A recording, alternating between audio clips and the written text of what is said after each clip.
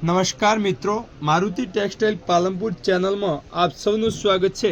આજે આપણે તમારા માટે એથેનિક્સ વેર જે Jodhpuri suit, sherwani, Indo western, કોટી, કુર્તા દરેક પ્રકારનું કપડું છે એ બનશે।